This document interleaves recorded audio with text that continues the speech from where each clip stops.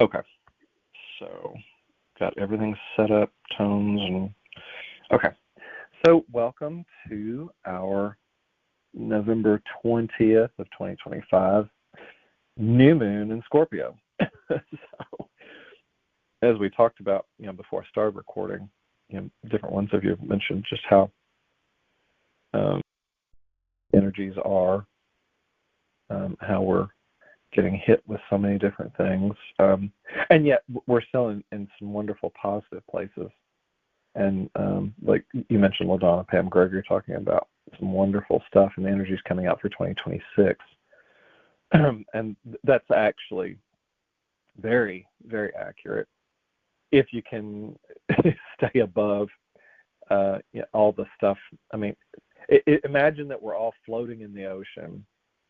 I mean, even if we're on land, imagine we're floating in the oceanic presence, and it's like we're trying to float and stay above all of the dross that's gonna sink into the ocean, and that's kind of what people are doing. Obviously not literally, I don't think as much, but certainly metaphorically, and that's one thing Scorpio is doing. And of course, Pisces is also the water signs are Cancer, Pisces, and Scorpio, and there's a lot of water trining things happening right now through astrology that they'll explain, and you can read that with the astrologers. But the fact that Saturn and Neptune are now back in Pisces, they're at that end of Pisces. So it's that end of life. It's kind of the end of the illusion, but it's also the end of the delusion. It's both. It's always both. You can't have one without the other. And so, when we are sitting in that for ourselves, and obviously for you, it's for each of us, of how we are perceiving reality, but also how do we engage everyone else out there around us, individually and then collectively as groups and nations. I mean, I've explained this to everyone so many times. We're in relationship to ourselves first, just even with our own mitochondrial DNA. As you wake up each day and you're making decisions and deciding, do I do this? Do I go this way? Do I go that way? What's important? And what is your heart drawn to do in a particular moment of time? And then, of course, then you engage in the outer world beyond your home. Your family, of course, is your home, depending on if you live alone or with children, parents, grandparents, other roommates, whatever. You've got those which are the personal, interpersonal relationships, and then of course the way we engage the external world is of course shifting, and the energy that makes up this reality is continually shifting. I mean, I've talked about this, and Judith talked about it for 50 years. And it's never not been changing, though. Not ever. We've always been in a very deep metamorphic shift of change. But the thing that is changing, though, are the way the frequencies are supporting us, the way we perceive the external world, and then also the way we're creating it from an internal presence, though. The reason that's changing, of course, is because we've got so many cosmic alignments happening within the solar system with regards to the planets. And they're also, being accessed by this 3-eye atlas, as Pam Gregory and Stephen, what's this? I forget his last name now. Stephen Burns. And a lot of different ones. I mean, there's also a guy at Harvard that, one of the professors there. Everybody's jumping onto the 3-eye atlas bandwagon if they are in a place of, perceiving higher consciousness, questioning the world. What does this mean? What does that mean? If you're looking at it through astrology, of course, you've got this interstellar object, that's coming along the ecliptic plane of how we see the external world. And it is as I've discussed in all these different calls, aspecting the planets. The question would be, is because it's not from the solar system, does it really have an effect on the aspects of the things that are happening within the solar system, or does it not?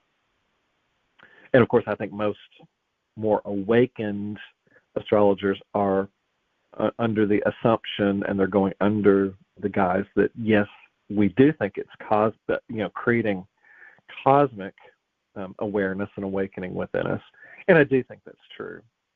So let's say that that's happening, and if you look at the way that most astrologers discuss humanity shifting individually and collectively based on the way the planets aspect each other anyway. Saturn, the work you come here to do, 29-year cycles. Jupiter, 12-year cycles, really expansive. Blows up awareness. It can be of a great benefit, or if it's in a poor aspect, it can blow things up. Well, not that there's a good or bad, that doesn't exist, but it may create greater disintegration if it's aspecting things to the extent where if you need a shift in your own life path, it will certainly assist in creating that. Neptune, of course, is delusion and illusion. Neptune is an 84-year cycle. Or is it Uranus? Neptune's the 165, yeah. And then Pluto's a 248-year cycle. Pluto, of course, death, destruction, transformation. And, of course, it doesn't have to be literal death. But the point is you get all of these items up there and the aspect, and then it's like our lives are playing out in a certain way. And it does really beg the question, if all that's happening and astrologers are reading your chart and they give you feedback based on what you are perceiving in your reality, it can either really go ding, ding, ding, ding, ding. Boy, that's what I'm going through.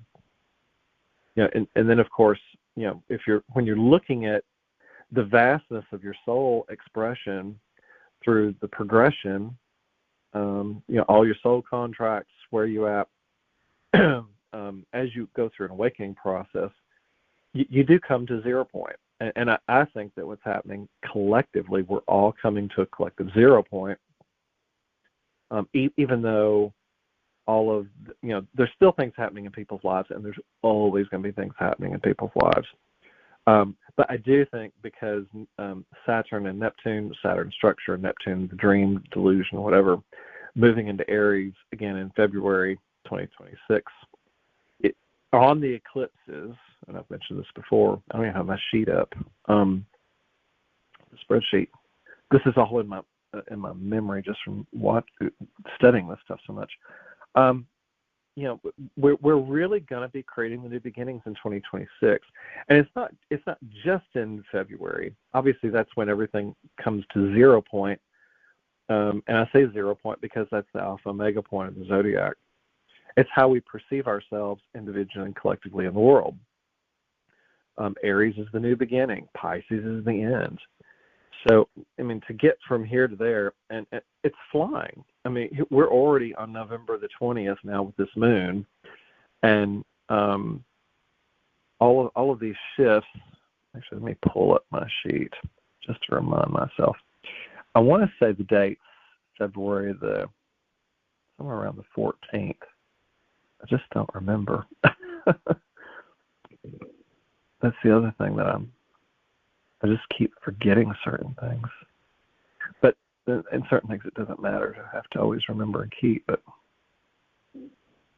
where are we at? Okay, master. All right, it's taking a minute to pull up. It's a huge spreadsheet. Okay, so we basically still have December, January, and so less than 3 months before that particular time period comes. We're going to blink and it's going to be here. Next week is Thanksgiving, Christmas after that, then New Year's, and it's boom, boom, boom. And time is moving so fast. I guess, again, we've talked about time is going through, or we're perceiving it to go through a disintegration, where people are, whether they're aware of it or not, is a completely different topic. But as we go through disintegration on the atomic and subatomic level of our perception of reality, which I think is happening through the morphogenetic field and the shifts, I think it really is setting us up for amazing things. And again, I mean, I've talked about, that there's a convergence of the personal planets that's going to happen at the end of December, going into Capricorn, which is new structures. It's very earthy. It's grounded. Capricorn also can represent money because Capricorns love their money. If you've known a Capricorn, they are very particular about how they handle any type of currency or what they value and work with it. So I think there's going to be a lot of shifts with that. But like I talked about in the last call, October was all about the personal planets making conjunction energies with 3i Atlas. So let's say that they are all now that we've gone past that point, they've all been activated by a cosmic interstellar object. They are now in a different expression, I think. And so we're now in a Mercury retrograde. I mentioned in the last moon call, Mercury retrograde was going to come through and it was going to go back over all those personal planets. It went over Mars on the 12th. Right now, today, Mercury is sitting in the middle of the sun that's creating this new moon. It's also on the exact path of the oscillating Lilith pathway. Interpolated Lilith there, that Black Moon Lilith average. And in 3 days, it's going to cross the Narcissus Centaur. I think all of this is really important. It's just crossed the Ceto Forcis, which is another one of the centaurs that I think is taking people into some deeper aspects of themselves. But we know what's happening in the news. We're watching politicians, this one making this decision, that one reversing decision on this one going for it. It's a thing. Just watch it. Do not attach to what you see out there. What I will say is happening, though, is with Mercury retrograding, going back, it's just been accessed with all this cosmic energy. So it's in an awakening state that's going backwards. Over Mars, now it's in the sun and the moon. It's going to be going over Narcissus and then to Venus, what we value, all these kinds of things, before going direct on the 29th of this month after Thanksgiving. When it goes over Narcissus and Venus, which are going to come together on the 26th, I feel like that with the Mercury retrograde, this is when you're going to see I think it's going to be an implosion of the energy that's held together secrets, again, individually and collectively. I really think that this next week is going to be a huge revelatory experience with Mercury going back, pulling out truth is what I think is going to happen. Because the Narcissus Centaur is there, I feel like anyone that's playing out from a very narcissistic tendency, the sun just hit on Narcissus, lighting it up on the 16th. So you've got all these things in there. Black Moon Lilith, oscillating Lilith, which is, to me, the divine feminine in its highest expression. All of these things are lined up together. They're sitting on my progrestinatal Neptune, so I guess that's why I can see these types of things, or it's coming to me as an attention. But all of these things are also really close to that full moon in Scorpio at 22 degrees that happened on May the 12th. That activated a huge awakening point, and it's all being lit up by the sun right now. And I think you're going to find anyone that is operating on a lower form of awareness, I think their lives are being blown apart right now. Now, we'll see what this looks like. The other thing that's happening with all of this, the Mercury retrograde is going along just 2 degrees away from the sextile to 3i Atlas. Assuming, that degrees would work the way that they work for planets and everything else. So I'm making an assumption here. But I do think energetically, because it's along the ecliptic plane, the function of 3i Atlas would function as any other object that's in our solar system, as far as an astrological application. So anyway, but this whole week, going into next week, as Mercury goes direct, it's also doing it right next to Clotho and Atropos, which are both 2 of the fates. They've just accessed the divine feminine oscillating Lilith path, and they've been activated. So I think that we're going into really, really much higher function. The Tesla asteroid is right along next to those. You're going to see that this week and next week, I think, are really formidable weeks in what we're going to see happen in the outer world of form. Now, as we leave November, going into the next moon cycle, that's going to be a full moon in Gemini. And it's going to be at 13 Gemini. The sun is going to be in Sagittarius, though. It will still be in the divine Lilith path, and it's going to be an opposition point to that moon. The sun will be sitting with the great attractor, and that is going to cosmically light up the sun, which then, of course, creates the full moon in Gemini. So Gemini and Sagittarius are going to both be just really, really, really active. Venus is not far from the sun. Again, all of these, all the personal planets are coming into convergence more and more, tightening up in December. And I think that is an energetic squeeze. So I think that each one of us are an individual expression, a unique expression of the personal planets, but then we're also a collective experience in a reflection of all the planets. So both of those things coming in convergence is tightening us, it's squeezing us. I feel like this is more like an eye of the needle. I think we are going through a cosmic collective eye of a needle coming up in the beginning of January when they all pass through. The other reason for that is because they're all going toward the galactic center. So you're getting, it's the center of the Milky Way, it's the center of everything in our own solar system, and they're all going to be converging into that space. Juno of partnerships is there. So every type of partnership, the way you partner on a cellular level internally, your own internal wiring, your circuitry is going to be affected by this. You're partnering with the sky, the moon, the birds, the trees. It just literally your relationship to everything outside of you, but also internal partnership.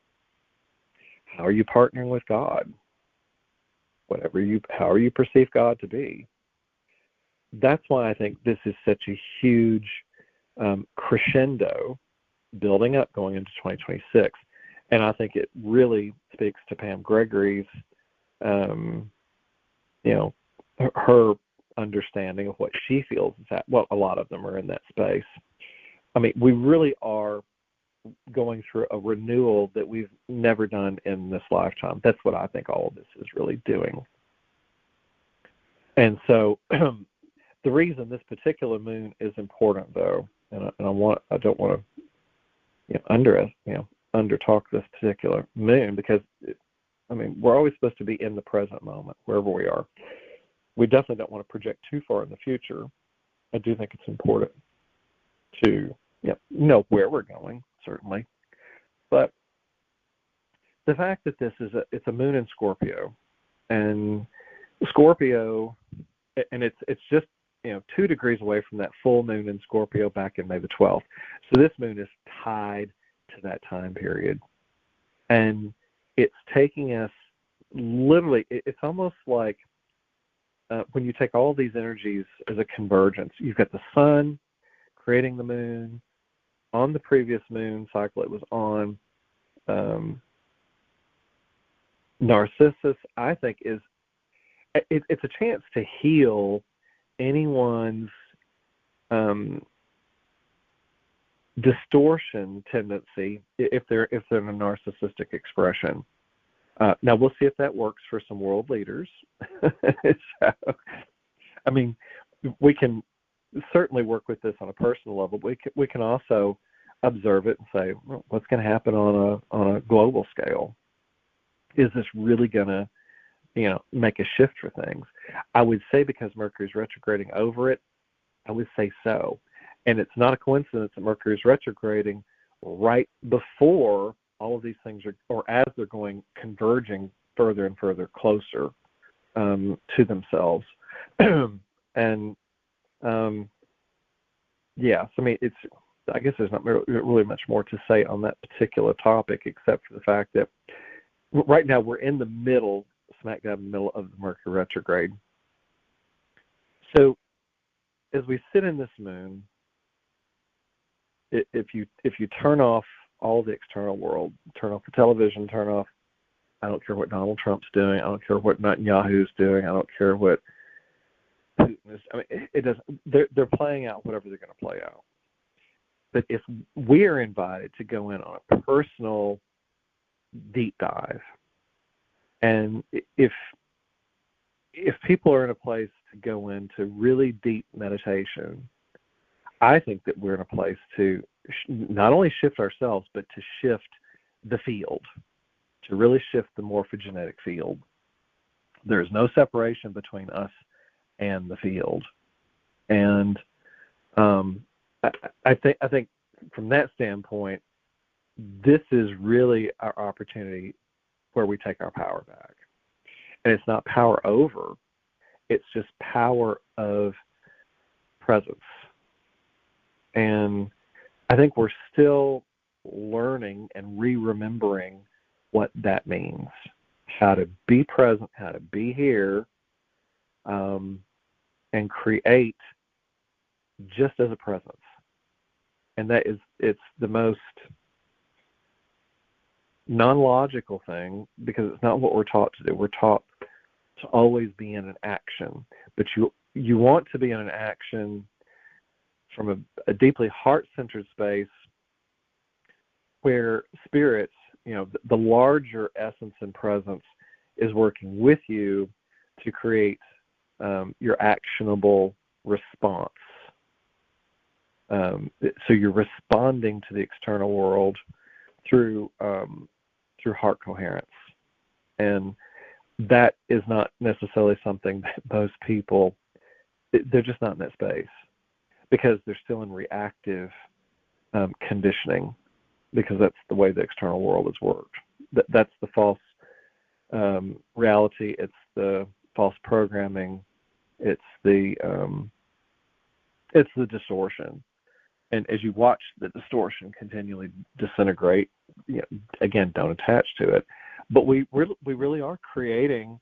I think we can create a very solid heaven on earth for ourselves. The trick and challenge, I think, is going to be how do we create something solid for ourselves, even when we seem to be dependent on the systems in the external world. Because make no mistake, I think the systems are going to continually go through deep disintegration, especially with Saturn, which is system and structure, at the end of Pisces. And again, that's going to be there until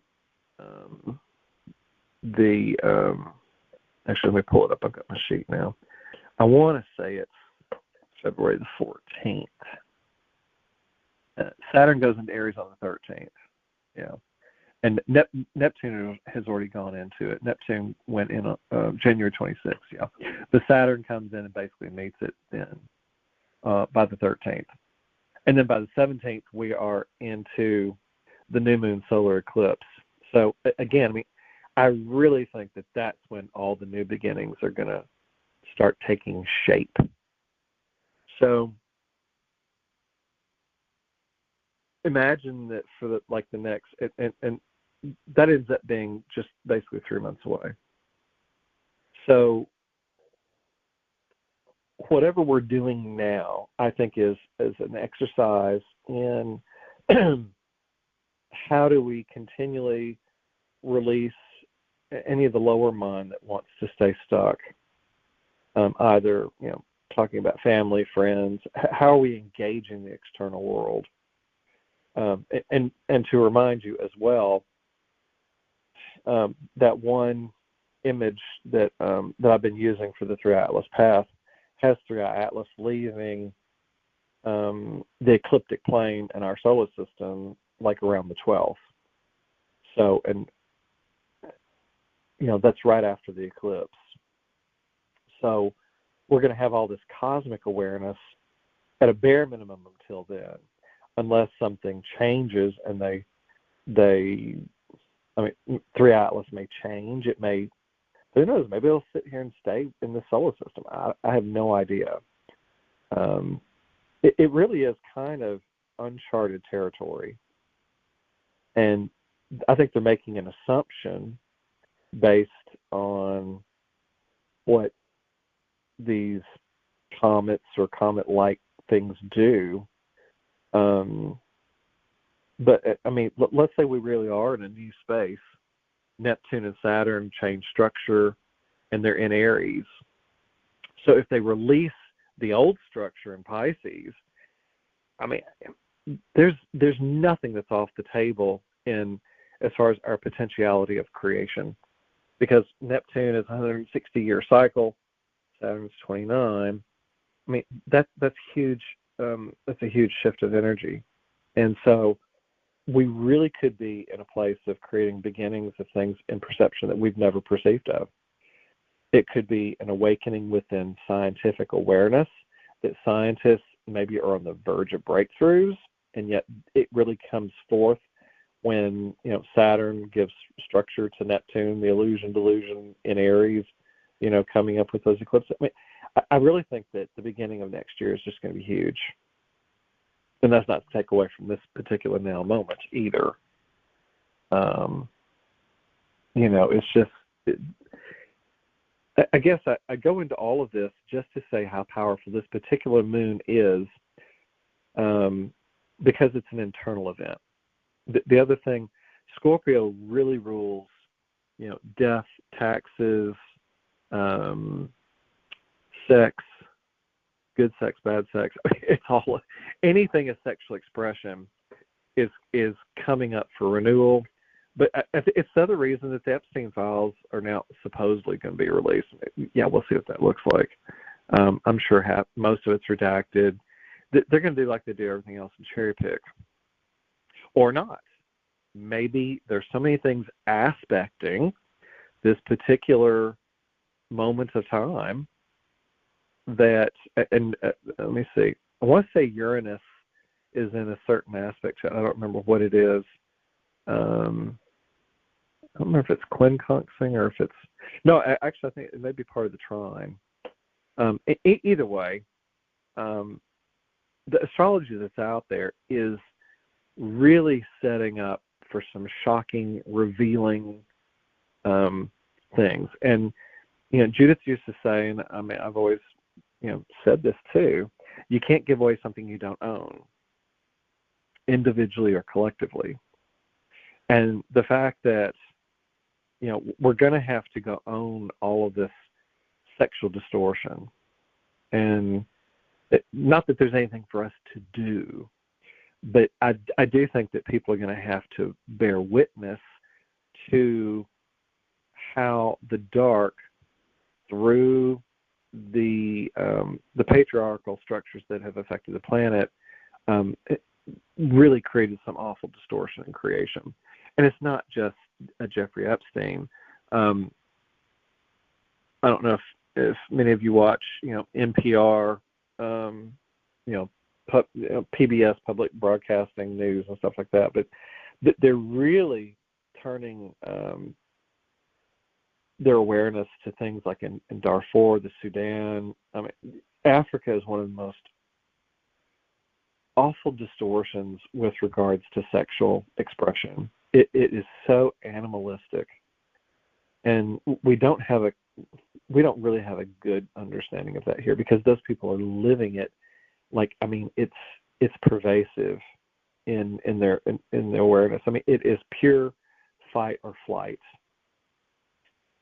function in so much of Africa. And so, I mean, I think all of that stuff is going to be brought up because we have to see it. It doesn't mean you can do anything about it necessarily. We just have to hope that enough of the good operating military structures can break that stuff apart. Again, it's the same thing as drug lords and everything else we're going to war with. I mean, they have totally destroyed so much of the youth in the United States with regards to pharmaceutical and also illicit drugs. Anything that was a pharmaceutical, well, not pharmaceutical, a chemical creation. It creates a chemistry distortion in the physical body, and it either creates a mood heightening, a sensation. As a general rule, almost all the chemicals created through pharmaceuticals or anything else is distorting the way the brain perceives and can engage or not engage in the external world. And when you look at, I mean, this has been over 100 years this has happened. I think it was going on before even then. But there's so many scientifically lab-created false synthetic chemicals and compounds that have been introduced to the human physical body for, this has been so long, definitely before we were all born. And when you look at the depth of the dark and distortion that created that, I mean, it really takes a warped presence to want to create something so insidious. And yet, so many of these people, when they go into, like, when you're graduating high school, I mean, we've all graduated high school, and, you're conditioned that, oh, don't you want to go into science and chemistry and do these wonderful things for humankind and blah, blah, blah. Well, you do. Then you get in. But then if the system is set in such a way where it says, oh, well, we're supposed to create these wonderful synthetic things, oh, it's going to help people. Well, does it or does it not? Yes, we can create something that's going to have a certain outcome within physical body chemistry. But even though it may alleviate or shift the perception, the way the body perceives something that's out of sequence, does it not create deeper distortion in the human body through the very introduction of the synthetic compound? And I would say that is what's happening. And it's also why you have so many designer sicknesses, especially in the United States, and people are still living with that distortion. Now, I have mentioned this before, it's been quite a while, but I do think that there are people that have worked on the human genome sequencing that, obviously you've got the ones that have been creating distortion patterns, but I do think there's other people that have been trying to come up with ways to introduce ways to resequence the DNA and heal the distortions that have been created from the introduction of all the synthetic chemical crap that's been poisoning us for so long. I hope and pray that's been the case. I also think that there are other technologies that can clear so much of the genetic distortion, but it just hasn't been able to be put out. I don't know if I'm accurate on that, but I can't imagine that the people that want to do good in the world and assist humans in, being a much more balanced human expression, I can't imagine that if somebody wants to be dark, dark, dark and create the distortion, I also can't believe that there's not people playing it in the light to be able to undo the distortion, especially on the DNA level. And if you've done any research into the COVID vaccines and the mRNA transmutations that happens on the genetic level and how it's rewritten genetic code, I mean, it's scary. The CRISPR technologies, I mean, just go research any of it. I'm not going to go into the details of that stuff. I mean, I can suggest certain keywords and you go deep dive for yourself, but the distortion is so vast. And again, I don't want to necessarily just stay stuck on the distortion. I do want to focus on the positive creation, the much higher frequency creation just through pure awareness. I mean, I do think that that's where we're going. At the same time, though, I don't think that we can just look away from the parts of humanity that are going through and trying to live through the distortion. And there's a huge difference in it. We certainly don't want to do anything that's going to assist in the proliferation of it or the continuing of the systems that create and support it.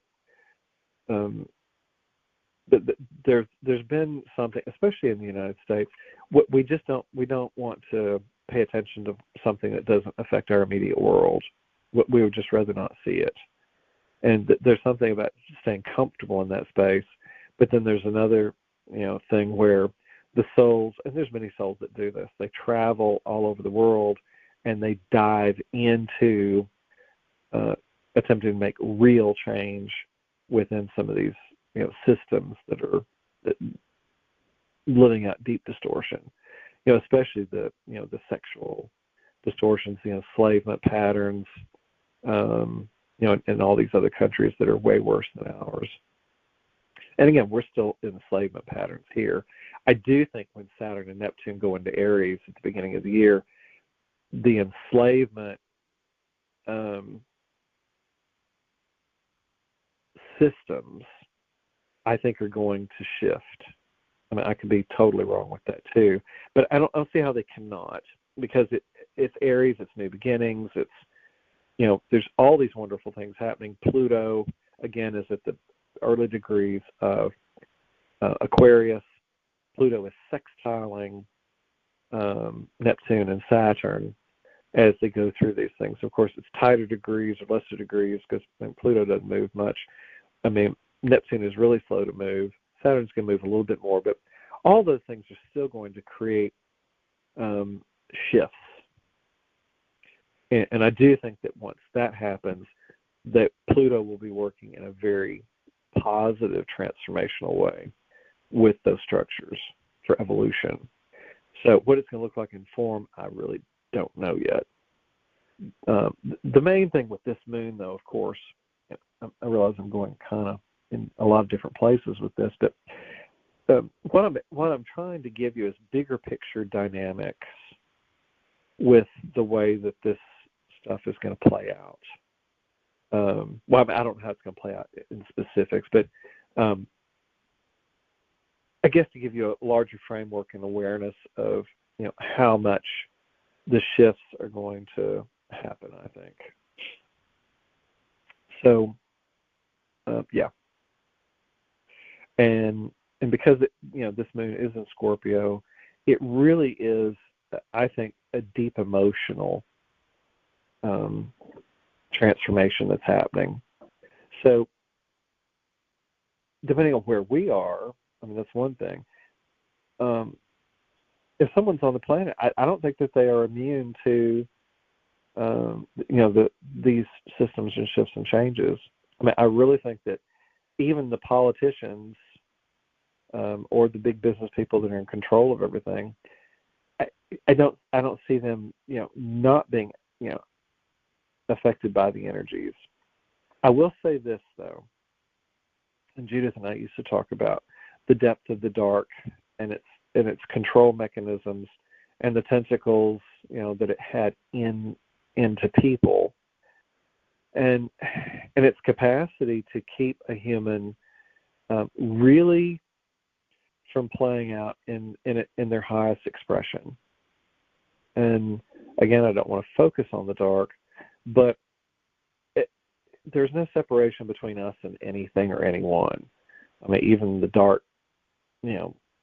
darkest politician, the darkest business person that's out there, there's no separation. There's still a spark of the all that is. It's just that they get really pulled in, and part of this is conscious decisions they're making. Part of it is also they're playing out their soul contract. Some people really had such awful lifetimes of poor decisions, genetic inheritance, and things, and they have to play this energy out. Some of them will play it to the highest of their capacities and abilities. Some are not. I mean, you've got some of these billionaires now that are, I forget, a couple of the women have really given like 100 million or billion or whatever to different places and things, because I mean they're more heart centered, I think, and they're attempting to rebalance their own energy fields from their own genetic inheritances. And also balance out whatever their husbands have either miscreated and undone. You're going to find so many, I think, huge shifts where people are making decisions like that will affect the outer world in a really positive way. I mean, I think it's things like that's going to happen between now and all through 2026.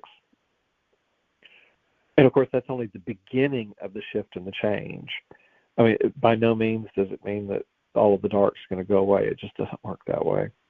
I really wish we would have just an opening where you did have the event, and all of a sudden you had this bright light come across the whole planet from the Milky Way, and everybody it literally dropped their stories. They dropped any of the distortion patterns that the dark could just literally leave as an entire existence. I mean, I wish that could be something that would happen, but I don't think it operates that way, because we're still operating within polarity.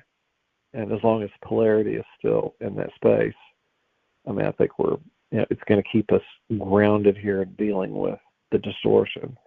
I do think the distortions have the potential to soften more out. You wouldn't think so watching the news, but okay. Well, I didn't. Again, I don't plan where I'm going to go with anything. I'm just sitting here, and Spirit just starts talking.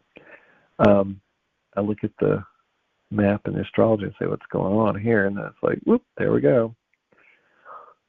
And to not just focus on the future either, but I think it's also another interesting thing to look at.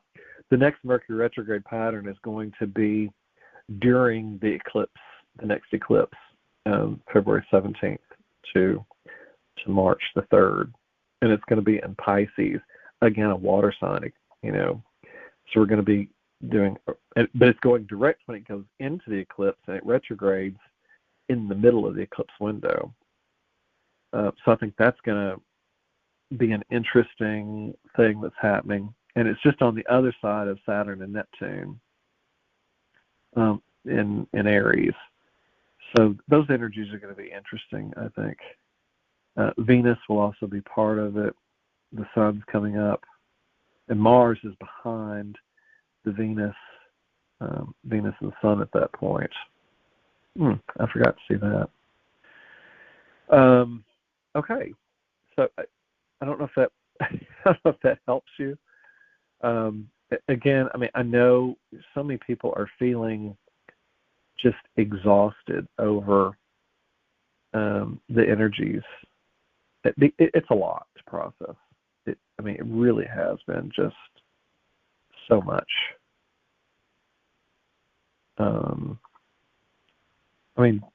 Just when we're waking up every day, there's still the energy. There's atmospheric energy. There's atmospheric pressure. And I think all of that on top of everything else. And part of what it's doing, though, it's attempting to shift our personal awareness into a place where it's more of an internal clearing. I think that's what's happening more or less on a really deep core level. And that's really, I think, what December is all about. And the fact that, we've got all these planets converging into the galactic center and then coming together, in Capricorn, in that first, week, 10 days leading up to that. There's a new moon on January the 18th. You've got the sun creating the moon. Mars is right there. Astrea's there. Venus has just gone past it. I mean, all the personal planets are still really close together for that moon. And of course, that I'm jumping the gun going that far into the future, but the point is, there's a lot of good things I think that are happening. Oh, and then the full moon in Capricorn on January the 3rd. All the personal planets are tight. So really for the entire month of January, basically, or at least the first 2 weeks before it goes into Aquarius, they're really going to be grounding us in new structures and energy. And that moon's actually going to be right next to my natal moon. So that's going to be interesting. I don't know what that's going to look like. So, okay. Well, I think that's about all I have for as far as, sharing any, I hope it's wisdom. I kind of get out of the way and just go wherever Spirit takes me with these things. So let's go ahead and, I guess, get ourselves ready to go in for a deep meditation. And we will see what we can move and shift and open up and let Spirit bring in for us, for sure. Sure. And so we've only had 11 today. I figure we might have a few more, but again, the energy is really difficult, I think, to be able to get people together. Yeah, most people's names still aren't showing up with the numbers. That is so bizarre. Mercury retrograde. I guess, sometimes things happen like that just to, I guess, affirm for us that Mercury retrograde happens. It's so bizarre. Okay. Well, if you are already in your space of stillness, then get comfortable, and I come over here to my couch. Oh. My sinuses are just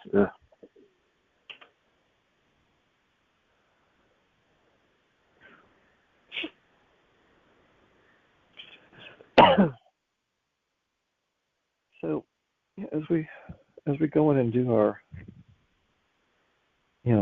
transcendental meditation healing portion for tonight, just kind of sit in and with yourself. And if you've not done this today or on a much regular basis, just kind of go in and really ask yourself, what is it that you want to finish clearing? What are you done with? At your very core, that's very Scorpio. What are you done with? What are you done identifying with? What are you done living in a limitation with? What's the relationship that it's over? And just sit with it and just ask the Spirit release that.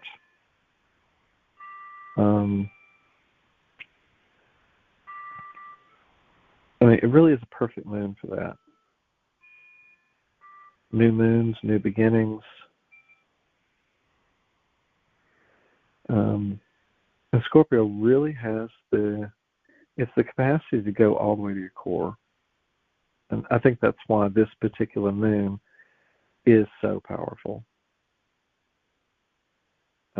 I really think this is more or less the individual essence reset.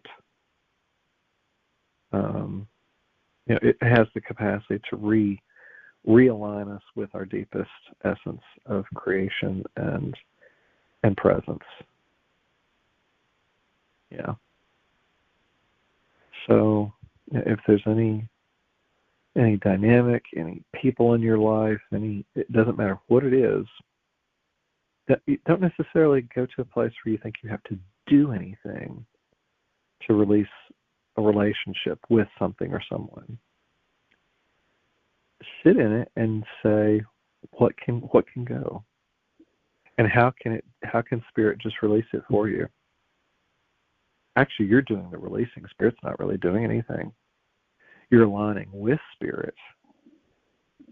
But what if you're that powerful of a creator? If you're still having a limitation regarding anything or anyone around you, what if the limitation is yours? What if you're that powerful? It's not about the other person. It never is. What if it never was?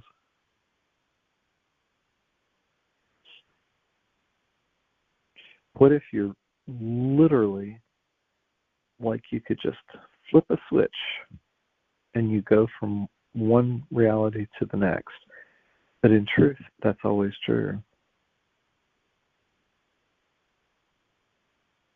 And every time we've gone and done these calls, and we're over a year and a half now, imagine all the things that we've shifted just when we come together. And we've done it not just individually, but we're doing it collectively because there's no separation. And there's groups like us all over the world doing these types of things.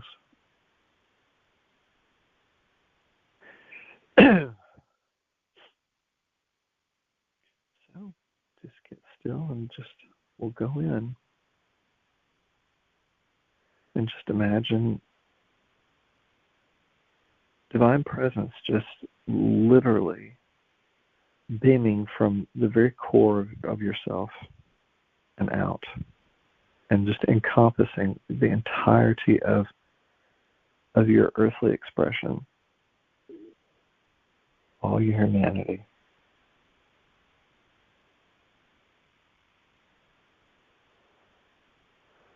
Here we go.